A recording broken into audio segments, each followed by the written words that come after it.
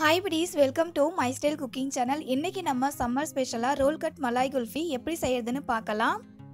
வீடியோக்குள்ள போறதுக்கு முன்னாடி நீங்க இன்னும் my style cooking channel subscribe பண்ணல அப்படினா வீடியோ கீழ இருக்கிற ரெட் கலர் பட்டனை கிளிக் பண்ணி subscribe பண்ணிக்கோங்க. கூடவே பக்கத்துல இருக்க பெல் ஐகானையும் கிளிக் பண்ணிட்டு ஆல் அப்படிங்கற ஆப்ஷனையும் செலக்ட் பண்ணி வெச்சுக்கோங்க. அப்பதான் நான் அப்லோட் பண்ற எல்லா ரெசிபியுமே உங்களுக்கு நோட்டிஃபிகேஷனா வரும். நீங்களும் மிஸ் பண்ணாம பார்க்க முடியும். இப்போ வாங்க buddies வீடியோக்குள்ள போய்ட்டு இந்த ரோல் கட் மலாய் குல்ஃபி எப்படி செய்யலாம் அப்படிங்கறத பார்க்கலாம். ஸ்டவ் ஆன் பண்ணிட்டு ஒரு அடிகனமான பாத்திரம் எடுத்துக்கோங்க. அதுல 1/2 லிட்டர் அளவுக்கு ஃபுல் க்ரீம் மில்க் சேர்த்துக்கோங்க. பால் வந்துட்டு பொங்கி வரணும். அதுக்குள்ள வந்துட்டு நம்ம பால்ல சேர்த்துக்கிறதுக்காக சில இன்கிரிடியன்ட் ரெடி பண்ணி எடுத்துக்கலாம். ஒரு பவுல்ல 4 டேபிள்ஸ்பூன் அளவுக்கு பால் பவுடர் எடுத்துக்கோங்க. இப்போ இந்த பால் பவுடரை கரைக்கிறதுக்காக கொஞ்சம் வெதுவெதுப்பான சூடா இருக்கிற தண்ணி சேர்த்துக்கிட்டு கரைச்சி எடுத்துக்கலாம். கட்டிகள் இல்லாம கரைச்சி எடுத்துக்கோங்க. பால் பவுடர் சேர்த்து ரோல் கட் மலாய் குல்ஃபி செய்யும்போது கிரீமியான டெக்ஸ்சர்ல இருக்கும். அதே போல டேஸ்ட்டும் வந்துட்டு ரொம்பவே சூப்பரா இருக்கும்.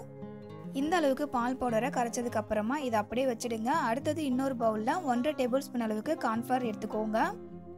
கார்ன்ஃப்ளவரை கரைச்சி எடுக்கிறதுக்காக காய்ச்சின பால் சேர்த்துக்கிட்டு கட்டிகள் இல்லாம கரைச்சி எடுத்துக்கோங்க. கார்ன்ஃப்ளவரை கட்டி இல்லாம கரைச்சதுக்கு அப்புறமா இதை அப்படியே வச்சிடுங்க. அடுத்தது ஒரு மிக்ஸி கப் எடுத்துக்கிட்டு இதுல ஒரு 10 பிஸ்தா வந்து சேர்த்துக்கோங்க. அடுத்தது இது கூட 8 பாதாம் பருப்பு, அதுக்கப்புறமா 6 முந்திரி பருப்பு சேர்த்துக்கிட்டு 1 டேபிள்ஸ்பூன் அளவுக்கு ஏலக்காய் தூள் சேர்த்துக்கோங்க. சேர்த்துக்கிட்டு இது எல்லாத்தையுமே நல்லா ஃபைனா அரைச்சிக்கோங்க. அரைச்சி எடுத்துட்டு வந்ததுக்கு அப்புறமா காமிக்கிறேன்.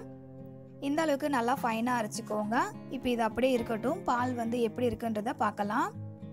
பால் பொங்கி வர ஸ்டேஜ்ல இருக்கு. பால் வந்துட்டு இந்த அளவுக்கு பொங்கி வந்ததுக்கு அப்புறமா ஸ்டவ்வை ஸ்லோ பண்ணிட்டு இதை ஒரு 5 நிமிஷத்துக்கு நல்லா கொதிக்க விட்டுருங்க. 5 நிமிஷத்துக்கு கொதிச்சுட்டு இருக்கட்டும். 5 நிமிஷத்துக்கு கொதிக்க விட்டதுக்கு அப்புறமா நம்ம மிக்ஸ் பண்ணி வச்சிருக்க பால் பவுடர் இருக்குல்ல, அதை வந்துட்டு இது கூட சேர்த்துக்கிட்டு நல்லா மிக்ஸ் பண்ணி விட்டுக்கோங்க. பால் பவுடர் சேர்த்ததுக்கு அப்புறமா ஒரு 4 நிமிஷத்துக்கு பாலை அப்படியே நல்லா கொதிக்க விட்டுடலாம்.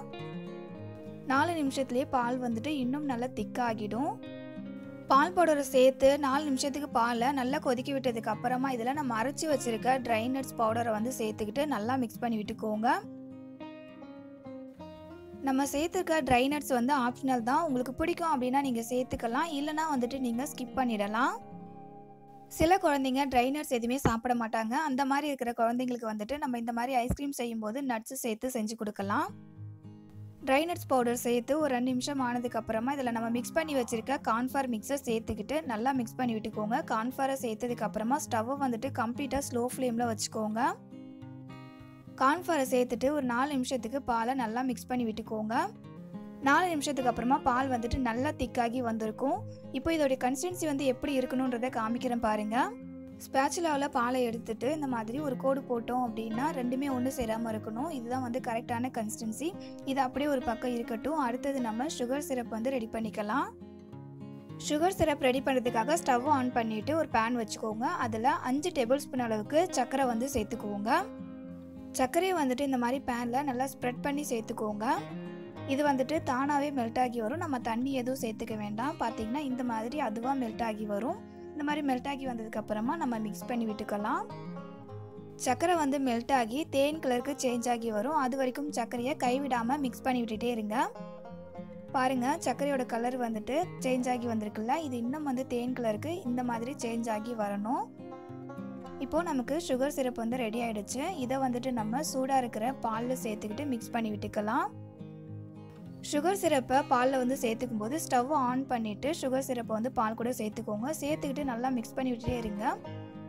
சுகர் சிரப்பை பாலில் சேர்த்ததுக்கு அப்புறமா சுகர் சிரப்பு வந்துட்டு கெட்டியாக இருக்கும். நம்ம மிக்ஸ் பண்ணி விட்டுட்டே இருந்தோம் அப்படின்னா அது நல்லா வந்து மெல்ட் ஆகி வந்துடும். பாருங்க buddies, கொஞ்சம் கூட வந்து சுகர் சிரப்பு கெட்டியாக இல்லாமல் எல்லாமே மெல்ட் ஆகி வந்துடுச்சு. இப்போ இது சூடு ஆற வரைக்கும் நம்ம அப்படியே விட்டுடலாம். சூடு ஆறட்டும். பாலோடைய சூடு வந்து நல்லா ஆறி நல்லா கெட்டியாகி வந்திருக்கு.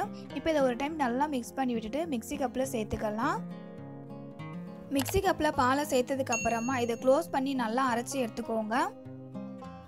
அரைச்சதுக்கு அப்புறமா காமிக்கிறேன் பாருங்க, நல்லா க்ரீமியான டெக்ஸ்சரில் இருக்கும். இப்போ இதை வந்துட்டு நம்ம ஒரு கிளாஸில் மாற்றிக்கலாம்.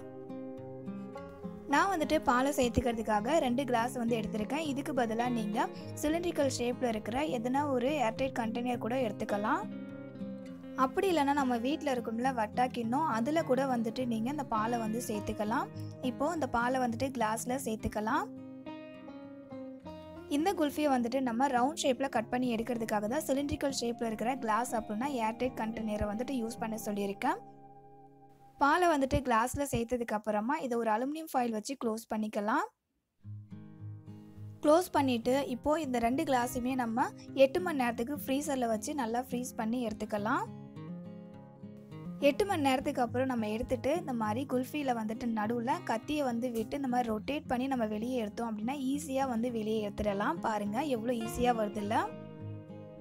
இப்போது இந்த குல்ஃபியை வந்துட்டு நம்ம ரவுண்ட் ஷேப்பில் கட் பண்ணி எடுத்துக்கலாம். கட் பண்ணிவிட்டு சர்வ் பண்ணிக்கலாம் படீஸ். இந்த ரோல் கட் மலாய் குல்ஃபியை ஐஸ்கிரீம் செய்ய தெரியாதவங்க கூட ஈஸியாக வந்து செய்யலாம். சூப்பரான டேஸ்டியான க்ரீமியான ரோல் கட் மலாய் குல்ஃபி வீட்லேயே ஹெல்த்தியாக செஞ்சாச்சு. படீஸ் இந்த ரோல் கட் மலாய் குல்ஃபியை கண்டிப்பாக நீங்கள் மிஸ் பண்ணாமல் ட்ரை பண்ணி பாருங்கள். இதோடைய டேஸ்ட்டு ரொம்பவே நல்லாயிருக்கும். இந்த மாதிரி நீங்களும் ரோல் கட் மலாய் குல்ஃபி செஞ்சு கொடுங்க. உங்கள் வீட்டில் இருக்கிற குழந்தைங்களும் சரி பெரியவங்களும் சரி ரொம்பவே விரும்பி சாப்பிடுவாங்க. படீஸ் இந்த ரோல் கட் மலாய் குல்ஃபி உங்களுக்கு பிடிச்சிருந்தது அப்படின்னா இந்த வீடியோக்கு ஒரு லைக் பண்ணுங்கள். இந்த ரோல் கட் மலாய் குல்ஃபியை உங்கள் ஃப்ரெண்ட்ஸ் அண்ட் ஃபேமிலி மெம்பர்ஸ் கூட நிறைய ஷேர் பண்ணி அவங்களையும் நம்ம சேனலுக்கு சப்போர்ட் பண்ண சொல்லுங்கள். படீஸ் இந்த ரோல் கட் மலாய் குல்ஃபி எந்த அளவுக்கு க்ரீமியாக வந்திருக்குன்றதை பாருங்கள். இந்த சம்மருக்கு ரோல் கட் மலாய் குல்ஃபியை உங்கள் வீட்டில் இருக்கிறவங்களுக்கு செஞ்சு கொடுத்து நீங்களும் சாப்பிட்டு என்ஜாய் பண்ணுங்கள் படீஸ். இதே போல் ஒரு சூப்பரான அண்ட் டேஸ்டியான வேறு ஒரு ரெசிபியோட நெக்ஸ்ட் வீடியோவில் மீட் பண்ணலாம் படீஸ். தேங்க்யூ ஃபார் யுவர் வாட்சிங்.